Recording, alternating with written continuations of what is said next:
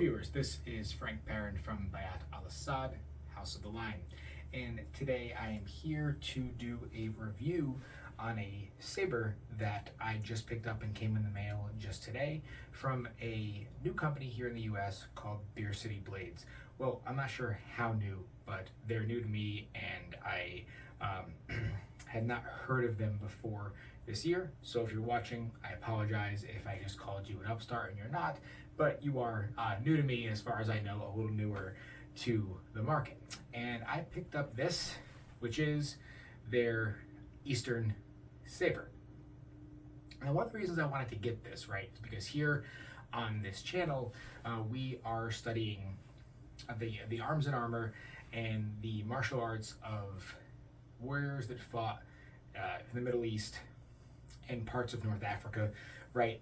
And from a certain point in history onwards, most of these cultures, whether it is Persia, India, North Africa, whether going into parts of Afghanistan, they all at one point started to use swords that had a decent curvature to them.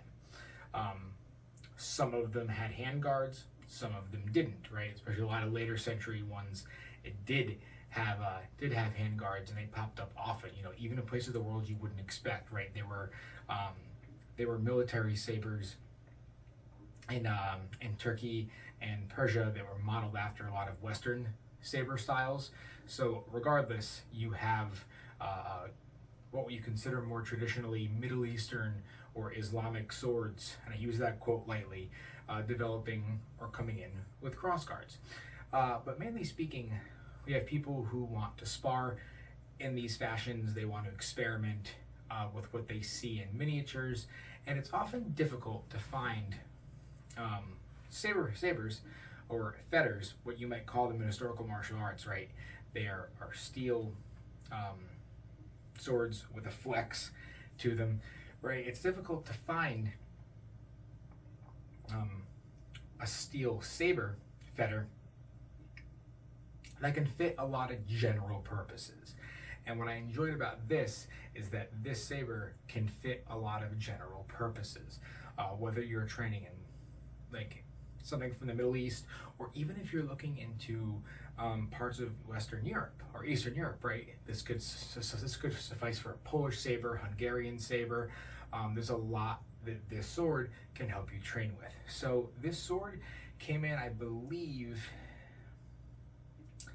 it was in the $160 range. I might be mistaken, I'm bad at math, but I think for $160, you're getting quite the bang for your buck with this piece. If you look up here, I want to bring it in. This is what I would call a very good budget saber. You've got a wood handle, a wood grip, which can be finished to your liking. You can wrap it, you can color it, you can glue it, you can do whatever you want. The end, the tang is actually screwed in on a nut, which actually makes it easy to disassemble, and take apart and travel with if you need to. The guard here, it's actually integrated as one piece with the steel.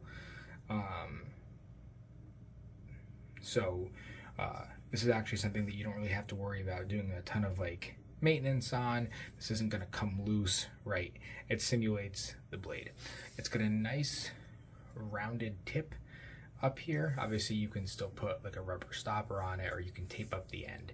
And the edge is quite thick, so this can take a lot of abuse, I'm guessing, without worrying about shipping up. As far as the weight of this, it is a saber, so it's going to be heavier. But thus far, what I've noticed with this is it is a little heavier, but it's not unwieldy, right? This has one of those nice heavier weights that actually helps you draw your cuts through without necessarily weighing you down. So I think all in all, this piece is a really, really good budget saber.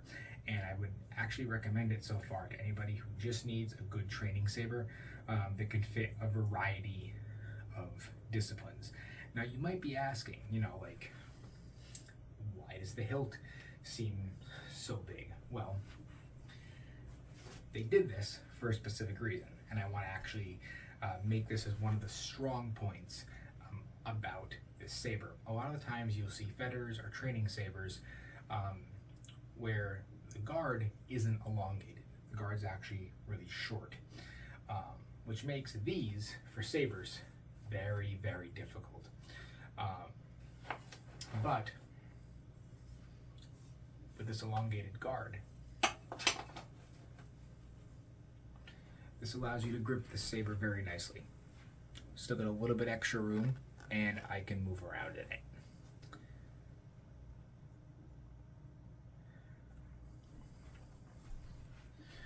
My movement isn't hindered, and I'm pretty good to go with any position that I want to hold this in.